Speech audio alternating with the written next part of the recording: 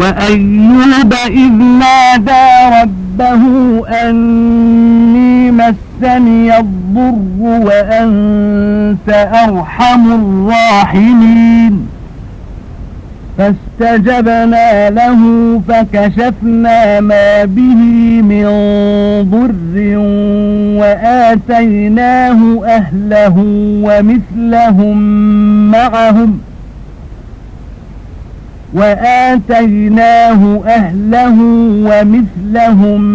معهم رحمة من عندنا وذكرى للعابدين وإسماعيل وإدريس وذا الكفل كل من الصابرين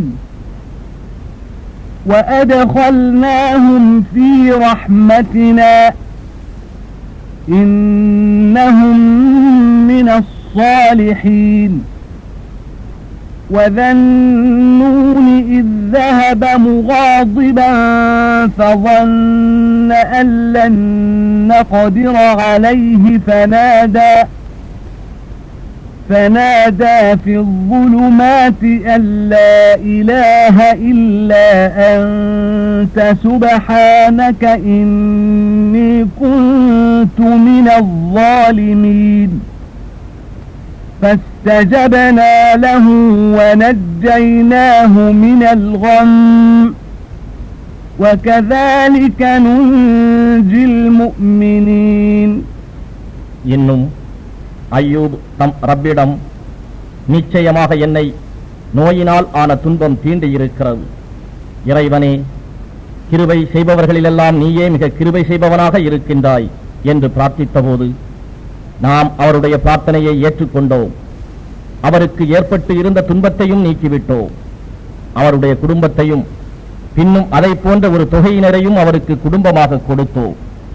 இது நம்மிடத்தில் இருந்துள்ள கிருபையாகவும் ஆபிதீன்களுக்கு வணங்குபவர்களுக்கு நினைவூட்டுதலாகவும் இருக்கிறது. இன்னும் இஸ்மாயிலையும் இத்ரீஸையும் துல்கிஃபலையும் நபியே நீர் நினைவு கூறுவீராக. அவர்கள் யாவரும் பொறுமையாளர்களில் நின்றும் உள்ளவர்களே. இவர்கள் எல்லோரையும் நாம் நம் கிருபையில் புகுத்திக் கொண்டோம். நிச்சயமாக இவர்கள் சாலிஹீன்களான நல்லடியார்களில் நின்றும் உள்ளவர்களே. இன்னும் நினைவு கூறுவீராக. துன்னூன் யூனுஸ் தம் சமூகத்தவரை விட்டும் கோபமாக வெளியேறிய போது பாவிகள் சமூகத்தை விட்டும் வெளியேறிவிட்டபடியால் அவரை நாம் நெருக்கடியில் ஆக்க மாட்டோம் என்று எண்ணிக்கொண்டார். ஆனால் அவர் மீன் வயிற்றின் ஆழ்ந்த இருளிலிருந்து, உன்னை தவிர வணக்கத்திற்கு உரிய நாயன் யாரும் இல்லை, நீ மிகவும் தூய்மையானவன், நிச்சயமாக நான் அநியாயக்காரர்களில் ஒருவனாகிவிட்டேன் என்று பிரார்த்தித்தார். எனவே நாம் அவருடைய பிரார்த்தனையை ஏற்றுக்கொண்டோம். அவரை துக்கத்திலிருந்தும் விடுவிப்போம். இவ்வாறே மூமீன்களையும் விடுவிப்போம்.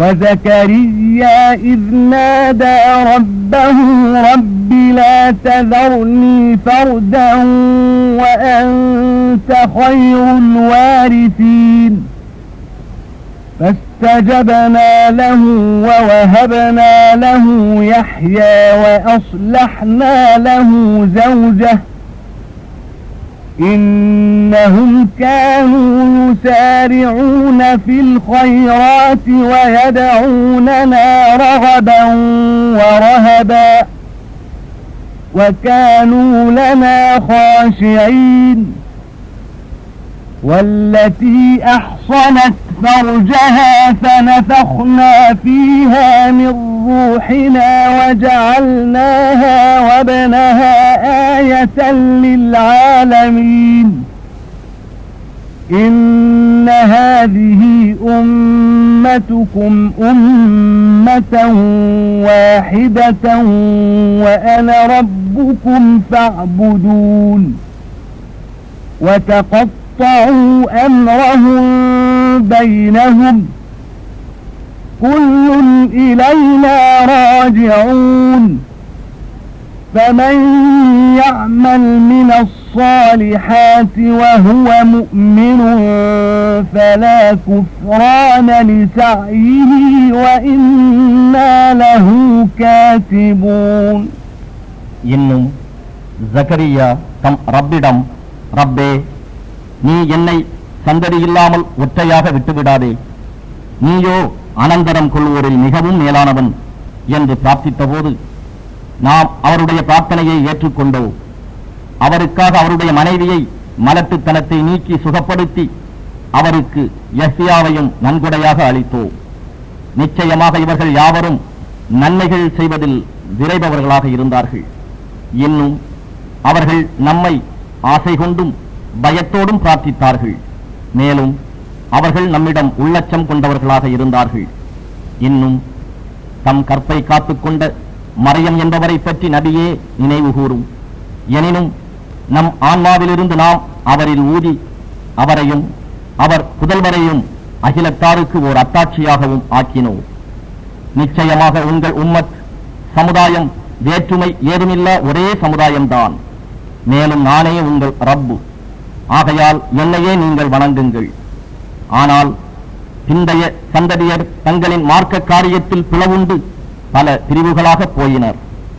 ஆனால் இறுதியில் இவர்கள் யாவரும் நம்மிடமே மீள்பவர்களாக இருக்கிறார்கள். எனவே எவர் மூமினாக நல்ல அமல்களை செய்கிறாரோ அவருடைய முயற்சி வீணாகிவிடாது. நிச்சயமாக நாமே அதை அவருக்காக பதிவு செய்து வைத்திருக்கிறோம். وحرام على قرية أهلكناها أنهم لا يرجعون حتى إذا فتحت يأجوج ومأجوج وهم من كل حدب ينسلون واقترب الوعد الحق فإذا هي شاخصة أبصار الذين كفروا يا ويلنا قد كنا في غفلة من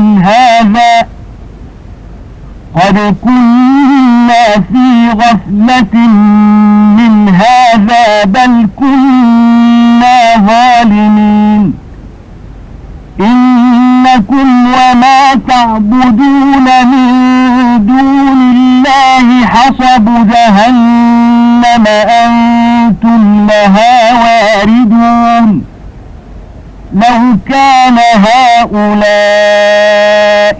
آلهة ما وردوها وكل فيها خالدون لهم فيها زفير وهم فيها لا يسمعون إن الذين سبقت لهم منا الحسنى أولئك عنها مبعدون لا يسمعون حسيسها وهم فيما اشتهت أنفسهم خالدون لا يحزنهم الفزع الأكبر وتتلقاهم الملائكة هذا يومكم الذي كنتم توعدون يوم نطوي السماء كطي السجل للكتب كما بدأنا أول خلق نعيده وعدا علينا إنا كنا فاعلين நாம் எவ்வூர்களை அழித்து விட்டோமோ நிச்சயமாக அவர்கள் உலகுக்கு மீண்டும் திரும்ப மாட்டார்கள் என்று விதிக்கப்பட்டுள்ளது. யாஜூஜ் மாஜூஜ் கூட்டத்தாருக்கு வழி திறக்கப்படும் போது அவர்கள் ஒவ்வொரு மேட்டிலிருந்தும் இறங்கி பரவுவார்கள். இறுதி நாளை பற்றிய உண்மையான வாக்குறுதி நெருங்கினால் அதை காணும் காபிர்களின் கண்கள் திறந்தபடியே நிலைகுத்தி நின்றுவிடும். அன்றியும் அவர்கள் எங்களுக்கு கேடுதான், நிச்சயமாக நாங்கள் இதை உதாசீனப்படுத்தியவர்களாகவே இருந்துவிட்டோம். அது மட்டுமில்லை, நாம் அநியாயம் செய்தவர்களாகவும் இருந்துவிட்டோம் என்று கூறுவார்கள். நிச்சயமாக நீங்களும் அல்லாஹ்வை அன்றி நீங்கள் வணங்கியவையும் நரகத்துக்கு விறகுகளே, நீங்கள் யாவரும் நரகுக்கு வந்து சேர்பவர்களே என்று அவர்களுக்கு சொல்லப்படும். இவை தெய்வங்களாக இருந்திருந்தால் நரகத்துக்கு வந்து சேர்ந்திருக்க மாட்டா. இன்னும் வணங்கியவையும் வணங்கப்பட்டவையும் நரகில் தள்ளப்பட்டு அதில் என்றென்றும் தங்கிவிடுவர். அந்நரகத்தில் அழுகையும் கூக்குரலும் தான் உண்டு.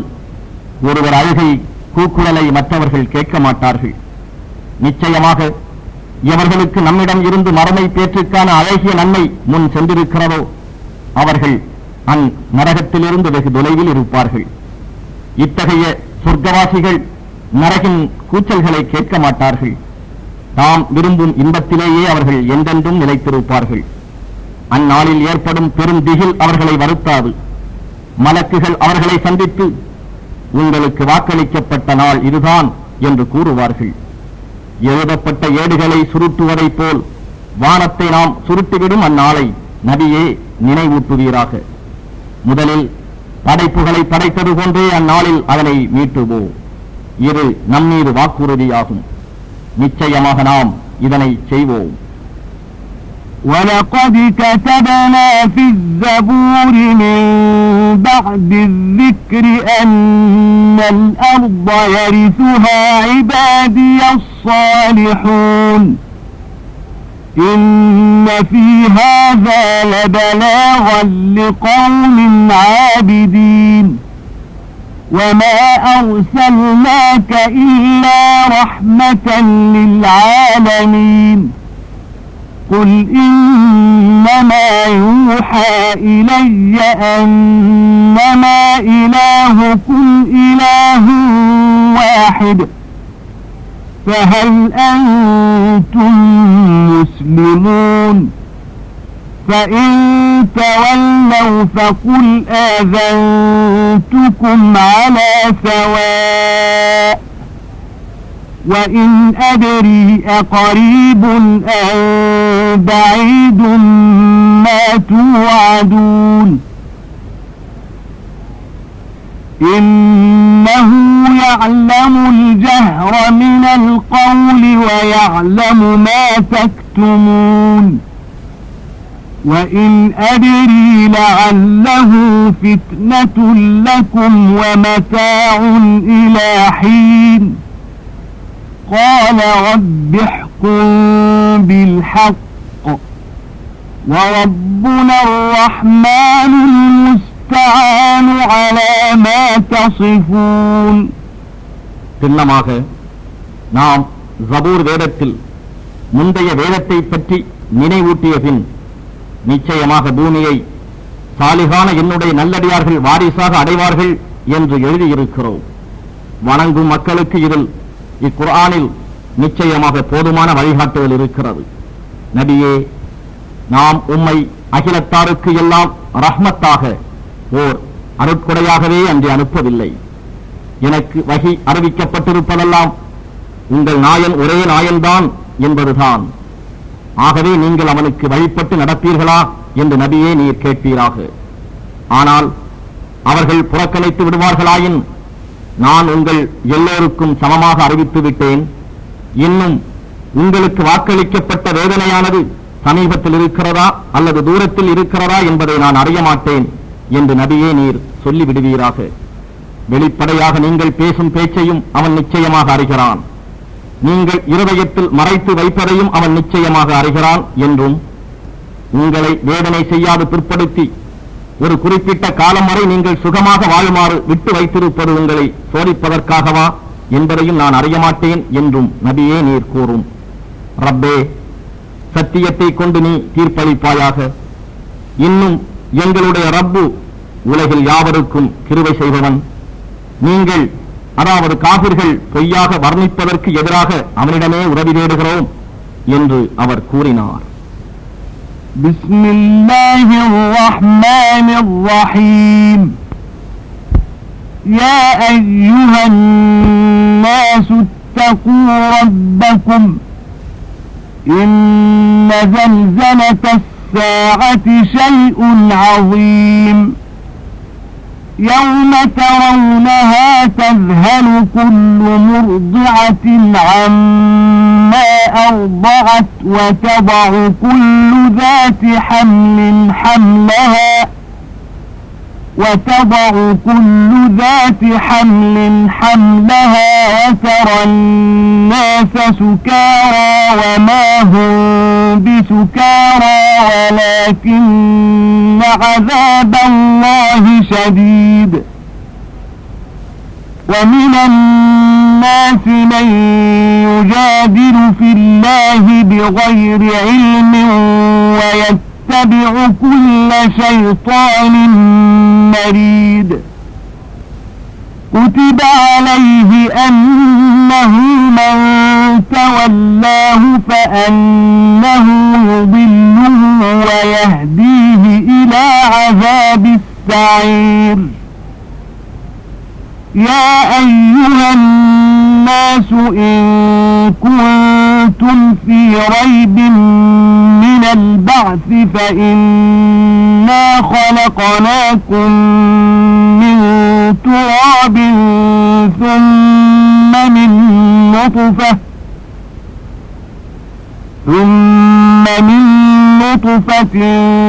ثم من علقة ثم من مضغة مخلقة وغير مخلقة لنبين لكم ونقر في الأرحام ما نشاء إلى أجل مسمى ثم نخرجكم طفلا ثم لتبلغوا أشدكم ومنكم من يتوفى ومنكم من يرد إلى أرذل العمر لكي لا يعلم من بعد علم شيئا وترى الأرض هامدة فإذا أنزلنا عليها الماء اهتزت وربت وأنبتت من كل زوج بهيج ذلك بأن الله هو الحق وأنه يحيي الموتى وأنه على كل شيء قدير وأن الساعة آتية لا ريب فيها وأن الله يبعث من في القبور அளவற்ற அருளாளனும் நிகரற்ற அன்புடையவனுமாகிய அல்லாஹுவின் திருப்பெயரால் துவங்குகின்றேன். மனிதர்களே, நீங்கள் உங்களுடைய ரப்புக்கு பயந்து கொள்ளுங்கள். நிச்சயமாக கியாமத்து நாளாகிய அவ்வேளையின் அதிர்ச்சி மகத்தான பெரும் நிகழ்ச்சியாகும். அந்நாளில் பாலூட்டிக் கொண்டிருக்கும் ஒவ்வொரு தாயும் தான் ஊட்டும் குழந்தையை மறந்து விடுவதையும் ஒவ்வொரு கர்ப்பிணியும் தன் சுமையை ஈன்று விடுவதையும் நீர் காண்பீர். மேலும் மனிதர்களை மதிமயங்கியவர்களாக இருக்க காண்பீர். எனினும் அது மதுவினால் ஏற்பட்ட மதிமயக்கம் அல்ல, ஆனால் அல்லாஹுவின் வேதனை மிக கடுமையானதாகும்.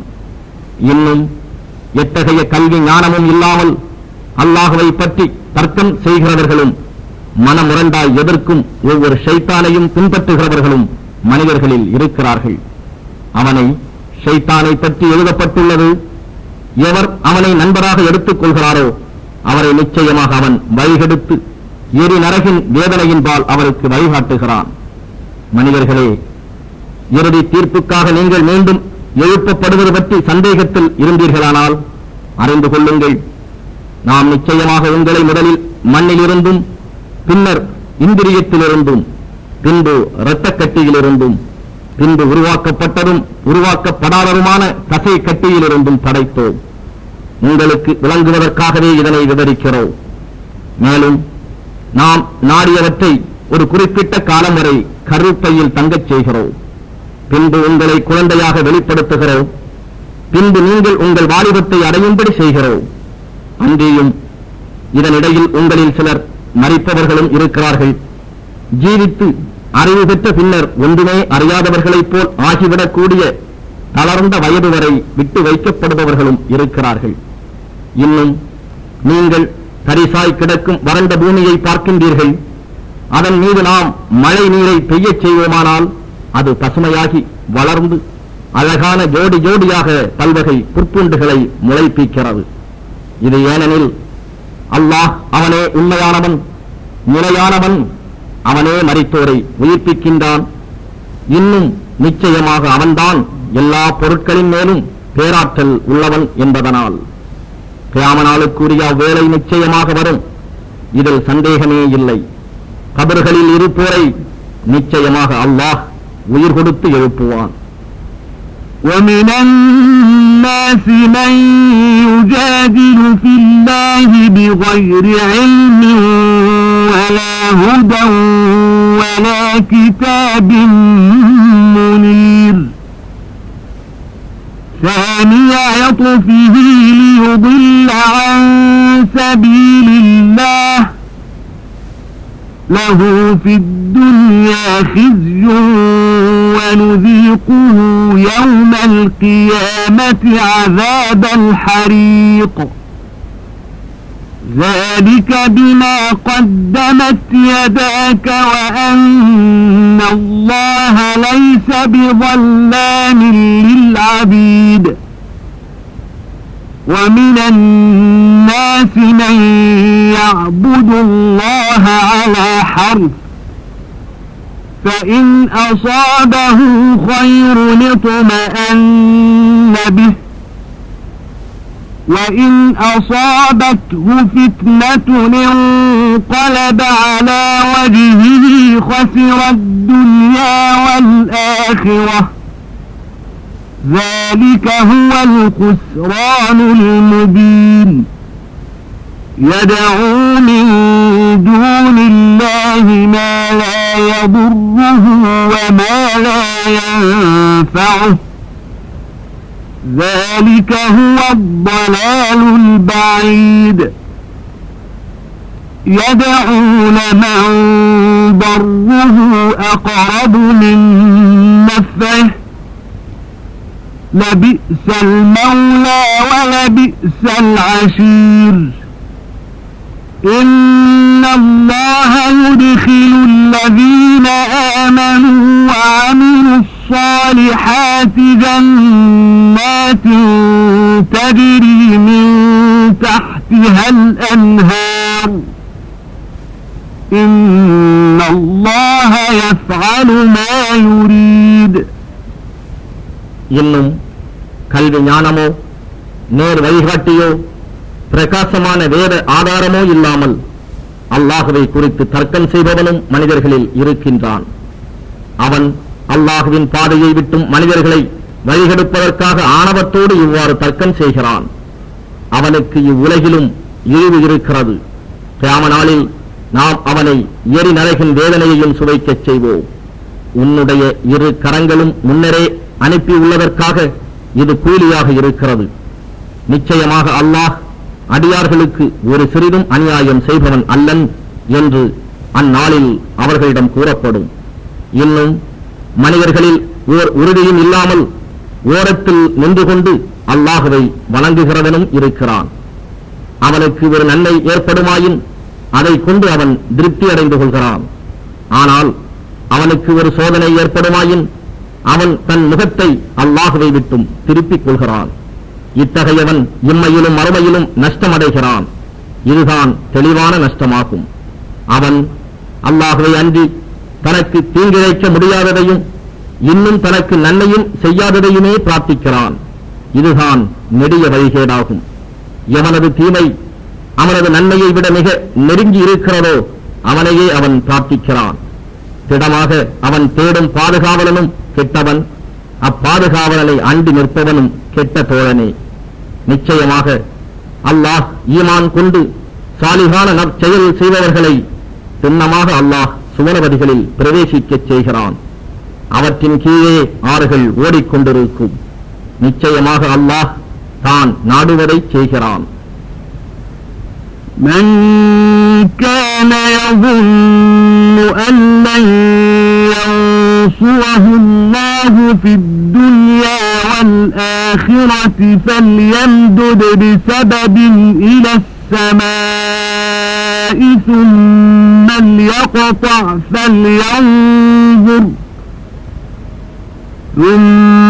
ليقطع فلينظر هل يذهبن كيده ما يغيظ وكذلك أنزلناه آيات بينات وأن الله يهدي من يريد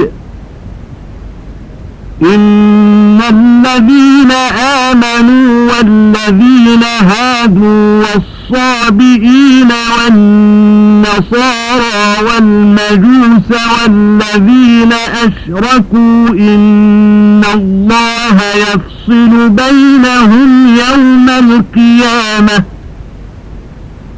إن الله على كل شيء شهيد ألم تر أن الله يسجد له من في السماوات ومن في الأرض والشمس والقمر والنجوم والجبال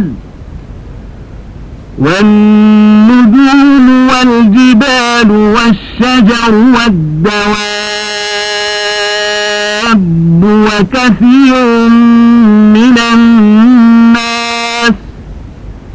وكثير حق عليه العذاب ومن يهن الله فما له من مكرم إن الله يفعل ما يشاء எவன் நம் தூதர் மேல் பொறாமை கொண்டு அல்லாஹ் அவருக்கு இவ்வுலகிலும் மறுமையிலும் உதவி செய்ய மாட்டான் என்று எண்ணுகிறானோ அவன் ஒரு கயிற்றை வானத்தின் அளவுக்கு நீட்டி பின்னர் நபிக்கு கிடைத்து வரும் இறையருளை துண்டிக்க முற்படட்டுமே. இந்த வழி தன்னை ஆத்திரமூட்டச் செய்ததை போக்குகிறதா என்று பார்க்கட்டும். இன்னும் இதே விதமாக நாம் குர்ஆனை தெளிவான வசனங்களாக இறக்கி இருக்கிறோம். மேலும் நிச்சயமாக அல்லாஹ் தான் நாடியவர்களை இதன் மூலம் நேர்வழியில் சேர்ப்பான்.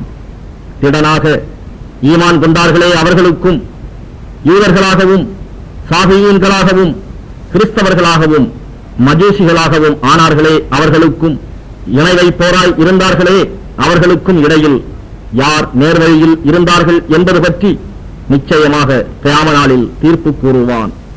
நிச்சயமாக அல்லாஹ் ஒவ்வொரு பொருளின் மீதும் சாட்சியமாக இருக்கிறான். வானங்களில் உள்ளவர்களும் பூமியில் உள்ளவர்களும் சூரியனும் சந்திரனும் நட்சத்திரங்களும் மலைகளும் மரங்களும் பிராணிகளும் மனிதர்களில் பெரும்பாலானவர்களும் நிச்சயமாக அல்லாஹுவுக்கு சுஜூது செய்து வணங்குகின்றன என்பதை நீர் பார்க்கவில்லையா? இன்னும் அநேகர் மீது வேதனை விதிக்கப்பட்டு விட்டது. அன்றியும் எவனை அல்லாஹ் இழிவுபடுத்துகின்றானோ அவனை எவராலும் கண்ணியப்படுத்த முடியாது. நிச்சயமாக அல்லாஹ் தான் நாடியதை செய்கிறான். هذان خصمان اختصموا في ربهم فالذين كفروا قطعت لهم ثياب من نار يصب من فوق رؤوسهم الحميم يسحر به ما في بطونهم والجلود ولهم مقامع من حديد كلما أرادوا أن يخرجوا منها من غم أعيدوا فيها وذوقوا عذاب الحريق إن الله يدخل الذين آمنوا وعملوا الصالحات جنات تجري من تحتها الأنهار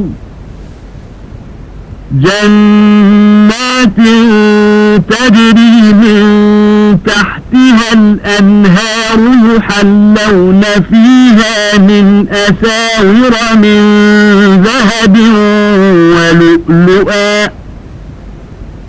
ولباسهم فيها حرير وهدوا إلى الطيب من القول وهدوا إلى صراط الحميد إن الذين كفروا ويصدون عن سبيل الله والمسجد الحرام الذي جعلناه للناس سواء العاكف فيه والباد ومن يرد فيه بإلحاد بظلم نذقه من عذاب أليم. முஃமின்கள் அல்லாதாருமான இரு தரப்பாரும் தம் இறைவனை பற்றி தர்க்கிக்கின்றனர். ஆனால் எவர் இறைவனை நிராகரிக்கிறார்களோ அவர்களுக்கு நெருப்பிலிருந்து ஆடைகள் கத்தரிக்கப்படும், கொதிக்கும் நீர் அவர்கள் தலைகளின் மேல் ஊற்றப்படும், அதை கொண்டு அவர்களுடைய வயிறுகளில் உள்ளவையும் தோள்களும் கருகிவிடும். இன்னும் அவர்களுக்காக இரும்பினால் ஆன தண்டங்களும் உண்டு. இந்த துக்கத்தினால் அவர்கள் அந்நரகத்தை விட்டு வெளியேற விரும்பும் போதெல்லாம் அதனுள்ளே திருப்பப்பட்டு எரிக்கும் வேதனையை சுவையுங்கள் என்று சொல்லப்படும். ஈமான் கொண்டு யார் சாலிகான நற்செயல்கள் செய்கிறார்களோ அவர்களை நிச்சயமாக அல்லாஹ் சுவனபதிகளிலே புகுத்துவான். அவற்றின் கீழே ஆறுகள் ஓடிக்கொண்டே இருக்கும். அங்கே பொன்னால் ஆன கடகங்களில் இருந்தும் முத்திலிருந்தும் ஆபரணங்கள் அணிவிக்கப்படுவார்கள். அங்கு அவர்களுடைய ஆடைகளும் பட்டாக இருக்கும். ஏனெனில் அவர்கள் கலிமா தய்யிபா எனும் பரிசுத்தமான சொல்லின் பக்கம் இம்மையில் வழிகாட்டப்பட்டிருந்தார்கள். இன்னும் புகழுக்கு உரிய இறைவனின் பாதையின் பக்கமும் அவர்கள் செலுத்தப்பட்டிருந்தார்கள். நிச்சயமாக எவர் நிராகரிப்பவராகி அல்லாஹுவின் வழியில் மனிதர்கள் செல்வதை தடுத்து அங்கு மக்காவில் வசிப்பவர்களையும் வெளியில் வசிப்பவர்களையும் மனிதர்கள் யாவருக்கும் சமமான பாத்தியதை உடையதாக நாம் ஆக்கிய புனித மஸ்ஜிதுக்கு செல்வதை தடை செய்து மார்க்க விரோதமாக அக்கிரமம் செய்ய விரும்புகிறாரோ அத்தகையவரை மோதினை செய்யும் வேதனையிலிருந்து சுவைக்கும்படி நாம் செய்வோம். وَإِذْ بَوَّأْنَا لِإِبْرَاهِيمَ مَكَانَ الْبَيْتِ أَلَّا تُشْرِكْ بِي شَيْئًا وَطَهِّرْ بَيْتِيَ لِلطَّائِفِينَ وَالْقَائِمِينَ وَالرُّكَّعِ السُّجُودِ وَأَذِّن فِي النَّاسِ بِالْحَجِّ يَأْتُوكَ رِجَالًا وَعَلَى كُلِّ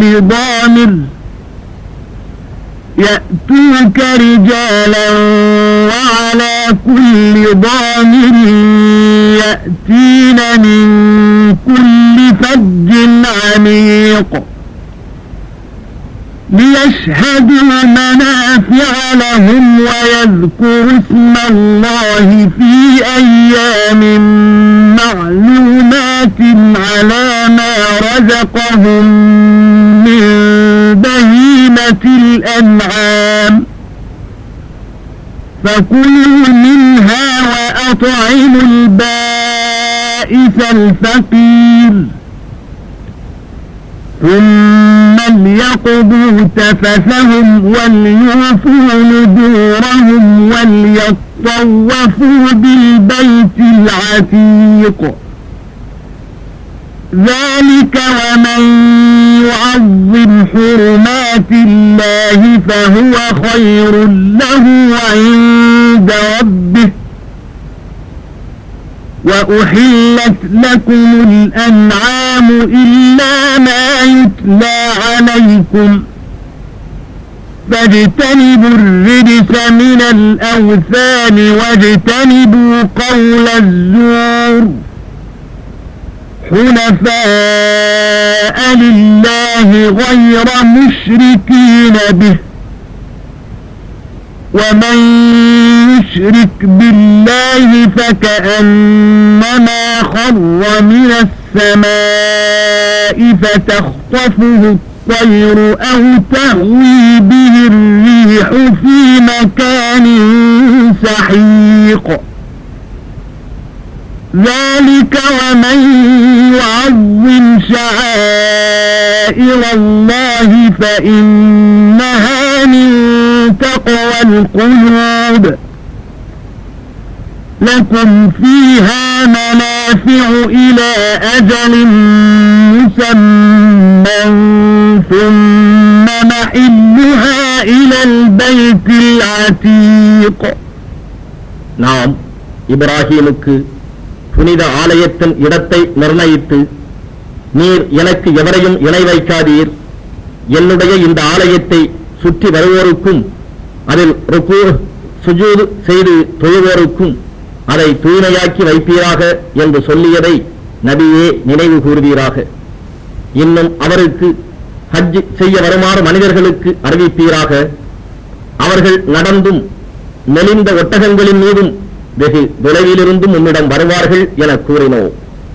தங்களுக்கு உரிய பயன்களை அடைவதற்காகவும் குறிப்பிட்ட நாட்களில் அல்லாஹ் அவர்களுக்கு அளித்துள்ள ஆடு, மாடு, ஒட்டகம் போன்ற நாற்கால் பிராணிகள் மீது அவன் பெயரை சொல்லி குர்பான் கொடுப்பவர்களாகவும் வருவார்கள். எனவே அதிலிருந்து நீங்களும் உண்ணுங்கள், கஷ்டப்படும் ஏழைகளுக்கும் உண்ணக் கொடுங்கள்.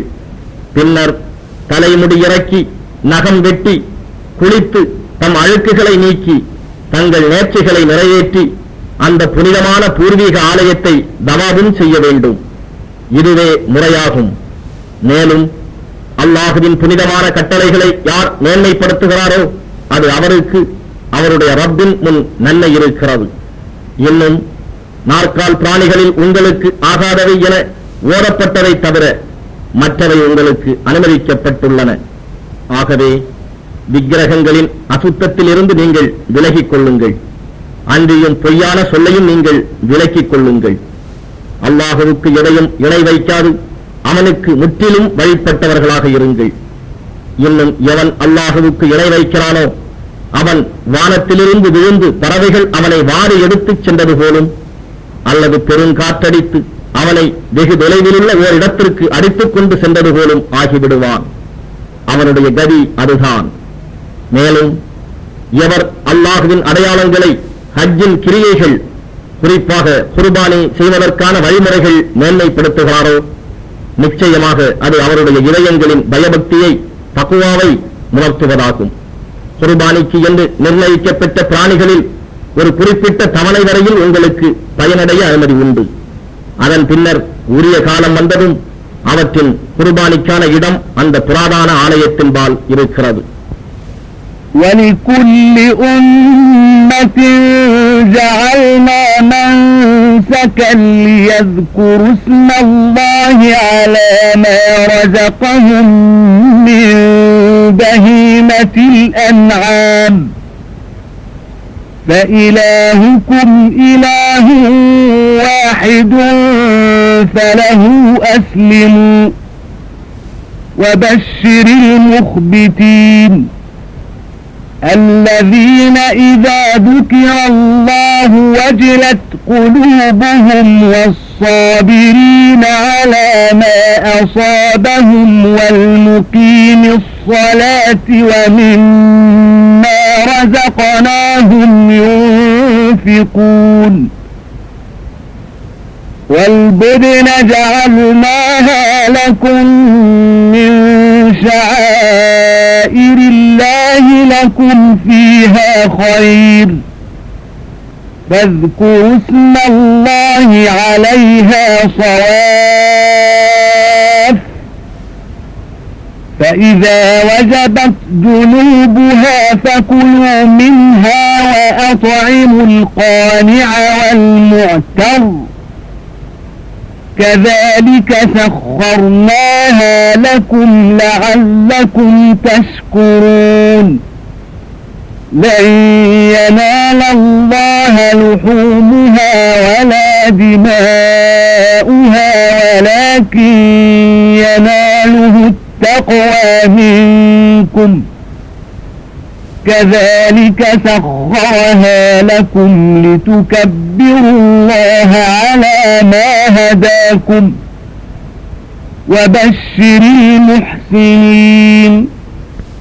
இன்னும் கால்நடை பிராணிகளிலிருந்து அல்லாஹ் அவர்களுக்கு உணவாக்கியுள்ள ஆடு, மாடு, ஒட்டகம் போன்றவற்றின் மீது அவர்கள் அல்லாஹுவின் பெயரை கூறும்படி செய்வதற்காகவே குர்பான் கொடுப்பதை ஒவ்வொரு வகுப்பாருக்கும் கடமையாக ஆக்கியிருக்கிறோம்.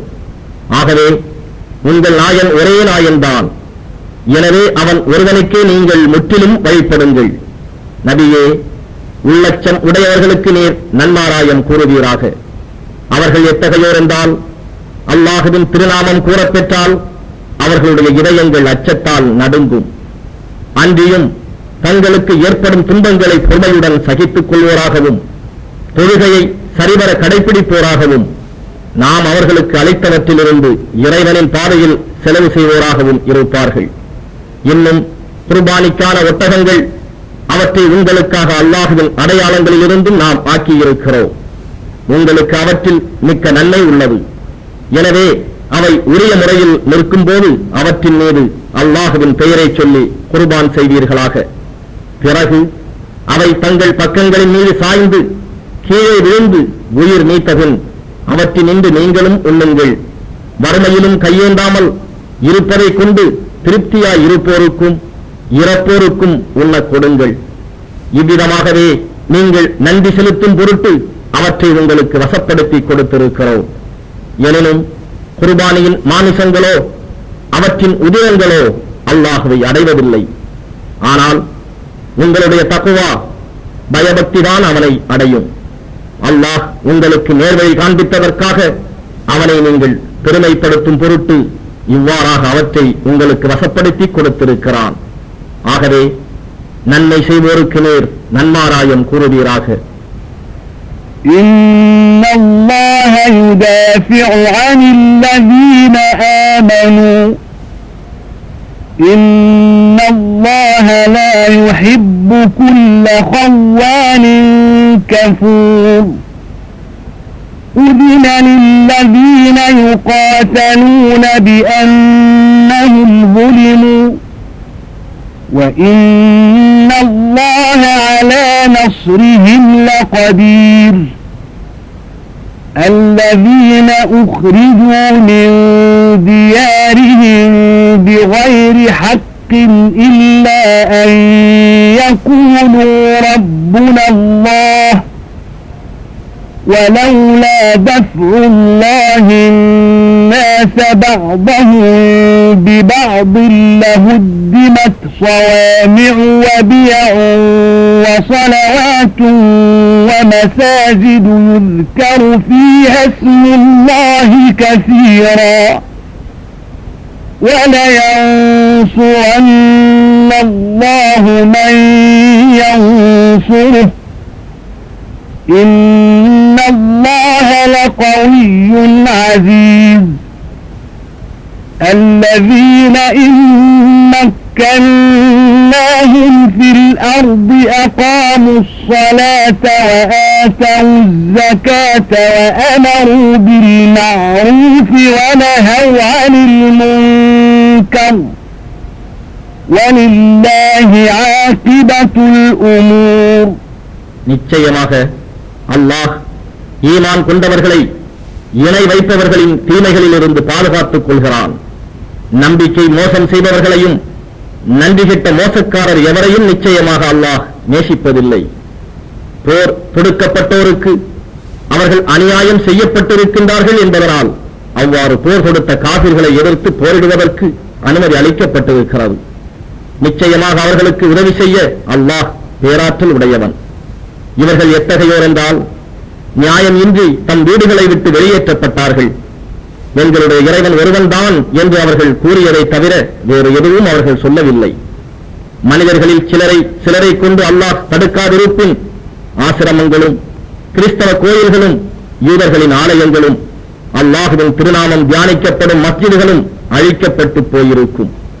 அல்லாஹுவுக்கு எவன் உதவி செய்கிறானோ அவனுக்கு திடனாக அல்லாஹுவும் உதவி செய்வான். நிச்சயமாக அல்லாஹ் வலிமை மிக்கோனும் யாவரையும் மிகைத்தோனுமாக இருக்கின்றான். அன்றியும் இவர்கள் எத்தகையோர் என்றால், இவர்களுக்கு நாம் பூமியில் இடம்பாடாக்கி கொடுத்தால் இவர்கள் தொழுகையை முறையாக கடைபிடிப்பார்கள், ஜகாத்தும் கொடுப்பார்கள், நன்மையான காரியங்களை செய்யவும் ஏவுவார்கள், தீமையை விட்டும் விலக்குவார்கள். மேலும் சகல காரியங்களின் முடிவும் அல்லாஹ்விடமே இருக்கிறது.